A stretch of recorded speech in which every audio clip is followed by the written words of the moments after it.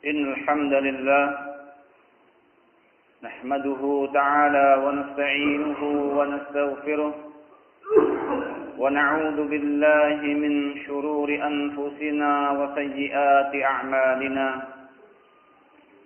من يهده الله فلا مضل له ومن يضلل فلا هادي له وأشهد أن لا إله إلا الله وحده لا شريك له وأشهد أن محمدا عبده ورسوله يقول تبارك وتعالى في كتابه الكريم يا أيها الذين آمنوا اتقوا الله حق تقاته ولا تموتن إلا وأنتم مسلمون يا أيها الناس اتقوا ربكم الذي خلقكم من نفس واحدة وخلق منها زوجها وبث منهما رجالا كثيرا ونساء واتقوا الله الذي تساءلون به والأرحام إن الله كان عليكم رقيبا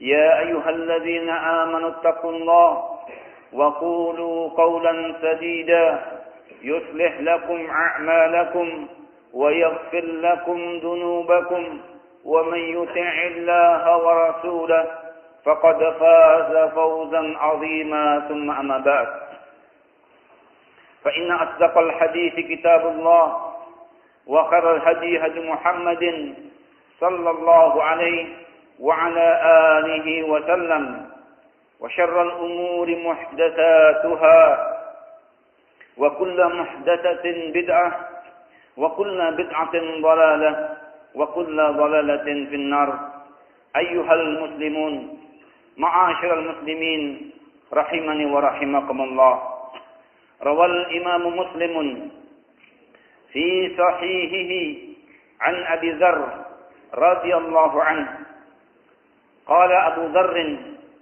إن أناسا من أصحاب رسول الله صلى الله عليه وعلى آله وسلم قالوا للنبي صلى الله عليه وعلى آله وسلم. Abu Dzar bercerita bahwa ada beberapa orang dari kalangan para sahabat, dari kalangan fuqara wal masakin, orang-orang yang mereka tidak memiliki harta, orang-orang yang kehidupannya tidak ada kecuali hanyalah untuk esok harinya. Na'am ibadallah fuqara wal masakin. Tetapi mereka bersemangat untuk mendapatkan kebaikan-kebaikan yang didapatkan orang lain. Bukan karena kedengkian, bukan karena sifat hasad, tetapi dalam rangka untuk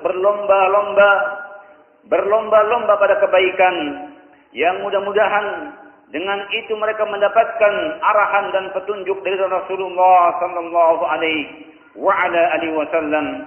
Bukan kemudian mereka mencari, berusaha untuk kemudian memindahkan bagaimana kemuliaan yang ada pada saudaranya pindah kepadanya dengan berbagai macam cara kedengkian. Na'am ibadallah, ada orang-orang fuqara dari kalangan para sahabat menghaturkan kepada Rasulullah sallallahu alaihi wasallam tentang keberadaannya. Summa qalu, kemudian mereka berkata, "Zahaba ahlud dusuri bil ujur." Wahai Rasulullah sallallahu alaihi wasallam, telah kamu jumpai dan telah kamu ketahui bahwa orang-orang yang kaya mereka telah membawa pahala-pahala dengan kekayaannya, yaitu dengan harta yang mereka miliki mereka bersedekah. Dengan apa yang mereka miliki mereka bisa berinfak, yang dengannya mereka mendapatkan pahala, yang dengannya mereka itu telah meninggalkan kami dalam hal sekian banyak kebaikan. Faqala an-nabiy sallallahu alaihi wa ala alihi wasallam, maka Rasulullah sallallahu alaihi wasallam a'lamun nas wa ahsanun nas ta'liman. Beliau orang yang berilmu dan paling berilmu, dan sebaik-baik manusia dalam mengajarkan, demikian pula dalam memberikan penempatannya. Maka beliau kemudian terhadap orang-orang yang memiliki keinginan antusias yang sangat berupa kebaikan-kebaikan, maka beliau pun tidak mematahkan semangat mereka. Faqala Rasulullah sallallahu alaihi wa ala alihi wasallam, qala anna fi kulli tasbihatin sadaqah, ama ta'lamun, apakah kalian mengetahui bahwa dalam amalan-amalan yang sesungguhnya mudah itu ada padanya sedekah. Qala fi kulli tasbihatin sadaqah, sesungguhnya seorang yang dia itu bertasbih, yaitu mengucapkan subhanallah, dan itu bisa dia lakukan dalam kondisi sehari tidak terputus, berbeda dengan orang-orang kaya dalam mengamalkan hartanya, dalam mensedekahkan hartanya. Terkadang di hari ini dia bersedekah, terkadang esok hari kemudian dia tidak melaksanakannya. Di tahun ini kemudian seorang dalam kondisi memiliki kelonggaran pada setiap harta yang dia miliki, kemudian seorang berlomba-lomba dalam mensedekahkannya. Tetapi bagi orang-orang yang memiliki kemampuan untuk mengetahui bahwa dalam ibadah, dalam kebaikan, sesungguhnya seorang juga bisa berbuat sedekah, maka Rasulullah sallallahu alaihi wa ala alihi wasallam mengatakan, fi kulli tasbihatin sadaqah, sesungguhnya pada doa seorang, pada zikir seorang, pada tasbih seorang, ketika mengucapkan subhanallah, itu ada padanya bentuk sedekah. Wa fi kulli tahmidatin sadaqah, dan pada ucapan seorang alhamdulillah juga ada padanya nilai sedekah. Wa fi kulli takbiratin sadaqah, dan pada ucapan seorang bertakbir Allahu Akbar, sesungguhnya juga ada nilai sedekah. Wa fi kulli tahlilatin sadaqah, dan sesungguhnya pada perbuatan seorang ketika berzikir, ketika mengingat Allah Jalla wa Ala, dan dia mengucapkan la ilaha illallah, juga ada nilai sedekah. Wa amrun bil ma'rufi sadaqatun, demikian pula orang-orang yang ada kepedulian mengetahui satu perbuatan baik dan dia telah mengetahuinya dengan ilmu bahwa perkara itu bukan perkara sebuah keraguan, tetapi ilmu yang Allah Jalla wa Ala ajarkan, Allah perintahkan untuk seorang berbuat kebaikan. Amrun bil ma'rufi, mengajak seorang pada kebaikan, sedekah. Maka para ulama menyebutkan bahwa dalam perihal mengajak orang lain berbuat kebaikan akan memiliki nilai sedekah. Ada dua hal yang pantas bagi seorang untuk memahaminya. Yang pertama, mengilmui, mengetahui, memahami, dan memastikan bahwa apa yang akan dia perintahkan, apa yang dia akan ajarkan, perkara yang diperintahkan Allah Jalla wa Ala, dan perkara yang ma'ruf, perkara kebaikan, dan bukan sebaliknya. Kemudian yang kedua juga harus mengetahui kepada siapakah dia akan mengajarkannya, dan harus mengetahui orang yang diajarkannya. Apakah ketika menjumpai seorang yang akan dia sampaikan kebaikan tadi, betul-betul bahwa orang tadi dalam kondisi dia meninggalkan, atau orang tadi dalam kondisi tidak mengetahuinya. Jangan sampai karena sebuah udzur, seorang dalam kondisi dia tidak melaksanakan sesuatu, kemudian kita berkali-kali menyampaikan kepadanya, bahkan seorang menyimpulkan, saya akan menghentikan mengajak kebaikan kepada si fulan wa allan, mengajak kebaikan kepada si fulan dan si fulan, karena berkali-kali saya ajak, ternyata dia tidak mendengarkan, dan ternyata dia tidak menanggapinya. Bukan demikian ayuhal muslimun. Rasulullah sallallahu alaihi wasallam ketika menjumpai ada seorang ketika salatul Jum'ah, kemudian dalam kondisi ditanyakan apakah dia sudah salat ataukah belum, menunjukkan bahwa Rasulullah sallallahu alaihi wasallam bukan tipe seorang yang kemudian menilai dengan tiba-tiba bahwa seorang ketika dia tidak mengerjakan satu kebaikan disimpulkan bahwa dia orang yang tidak mengetahui, disimpulkan bahwa dia orang yang perlu diajak kebaikan. Tapi beliau menanyakan, sudahkah engkau mengerjakan salat? Sudahkah engkau melaksanakannya? Ternyata melalui soal, ternyata melalui sebuah prasangka, ternyata melalui ihtimal, adanya kemungkinan seorang memungkinkan kepada saudaranya kebaikan, berprasangka baik kepada saudaranya. Bisa saja dia mengatakan demikian atau menyangka demikian, adanya ihtimalat, adanya kemungkinan-kemungkinan si fulan kenapa tidak mengerjakan, sementara dalam kesehariannya dia telah mendapatkan pengajaran-pengajaran yang baik. Sekian banyak adanya ihtimalat yang mudah-mudahan yang demikian ini akan sampainya perbuatan amrun bil ma'ruf kepada kaum muslimin, dan yang ada bukanlah tuduhan, dan yang ada bukanlah cemoohan, dan yang ada bukanlah kemudian seorang kemudian mengilzamkan jika seorang telah sampai kepadanya sekian banyak kebaikan kemudian dia tidak mengerjakannya, disimpulkan bahwa dia adalah orang-orang yang berpaling dari kebaikan. Aqulu qawli hadza wa astaghfirullah li wa lakum wa li sa'iril muslimina wa 'amatihim fastaghfiruh innahu huwal ghafurur rahim.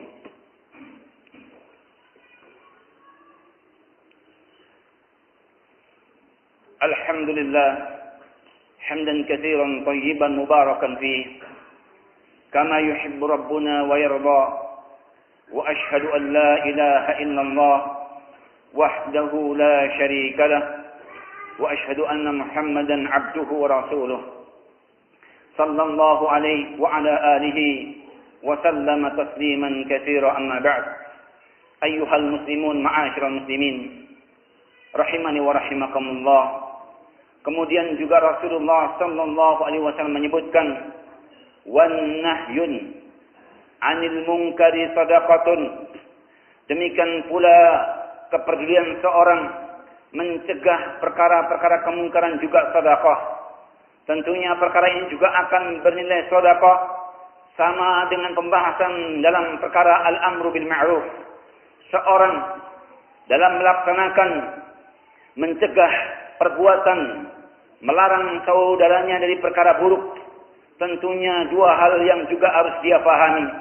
Pertama, ilmu, mengetahui dengan pasti apakah yang dilihat, apakah yang disaksikannya, apakah yang dikerjakan saudaranya betul-betul perkara yang mungkar, yang dengannya diperintahkan seorang untuk mengingkarinya. Betulkah itu kemungkaran, ataukah sebatas ilmunya dia mengetahui itu mungkar, yang kemudian dia beranjak, terdorong, adanya motivasi kemudian mengingkari saudaranya.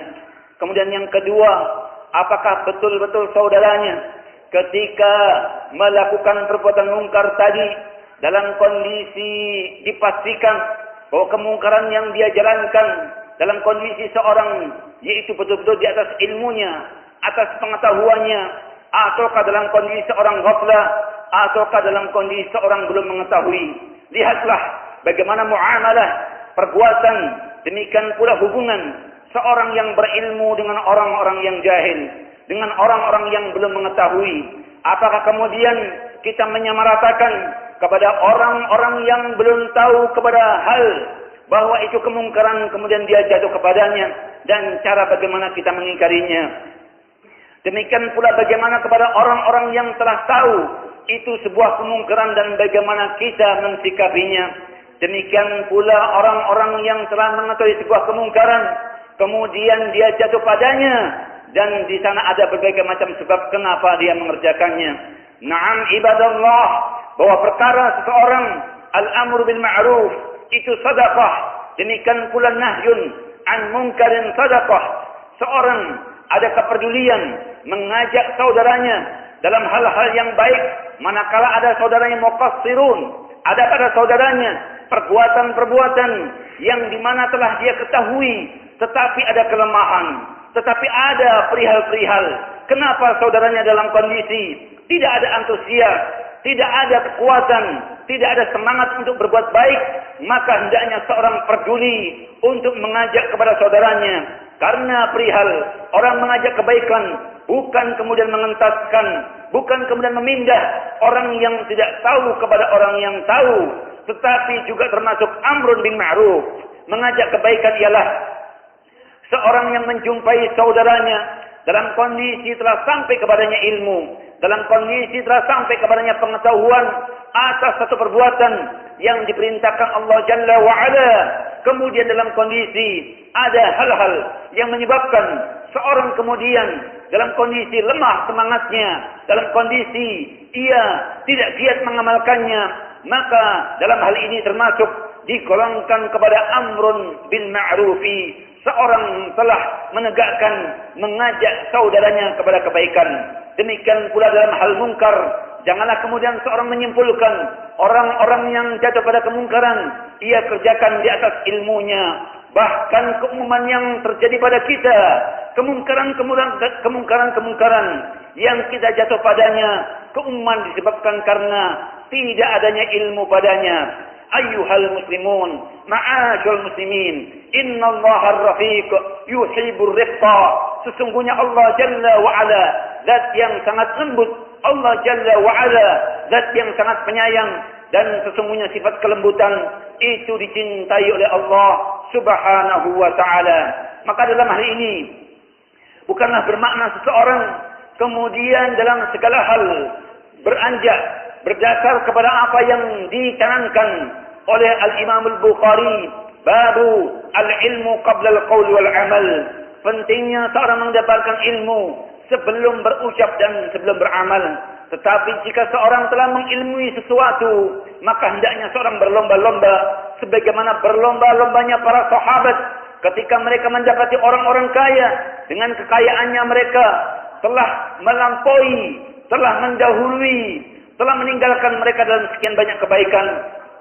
Maka kemudian mereka dengan ilmu yang telah sampai, yang mereka dapatkan dari Rasulullah sallallahu alaihi wa ala alihi wasallam, mereka pun menerapkannya.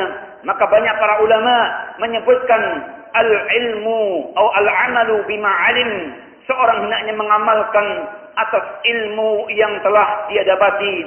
Kama qala Abu Dawud, sebagaimana apa yang diucapkan Abu Dawud dalam sahihnya dari hadis Thauban maula Rasulullah sallallahu alaihi wa ala alihi wasallam, qala Rasulullah sallallahu alaihi wa alihi wasallam.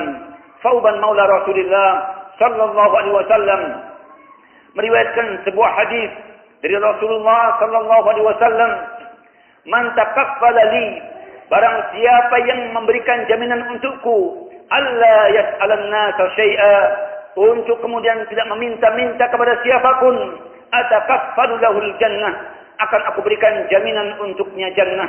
Faqala Thauban faqala ana ya Rasulullah.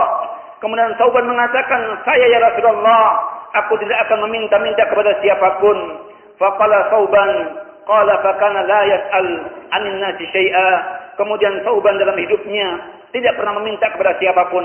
Bahkan para sahabat diriwayatkan, Ka'ab Bakar dan yang lainnya, seorang dalam kondisi menunggangi ontanya, cambuk dalam kondisi jatuh, tidak pernah mereka minta tolong kepada yang lainnya. Ayyuhal muslimun, ma'asyiral muslimin, begitulah sesungguhnya para sahabat ridwanullah alim ajma'in, perilaku yang ada pada mereka sesungguhnya sangat besar dorongannya ialah dari hati mereka. Kebagusan mereka ialah ditinjau daripada hati mereka.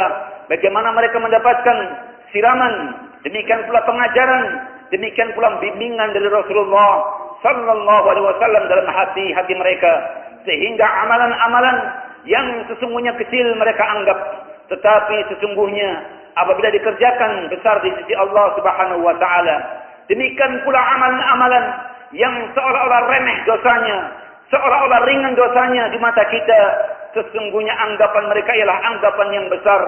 Sampai Anas bin Malik menganggap bahwa dulu kami ada amalan-amalan yang sekarang orang menganggap tidak mengapa, tapi kami membayangkan, kami menggambarkan bahwa amal itu taubahnya seperti Jabal Uhud, taubahnya seperti Gunung Uhud yang akan menimpa kepada kami jika kami melanggarnya, dan akibat yang akan kami terima. Na'am ibadallah ayyuhal muslimun.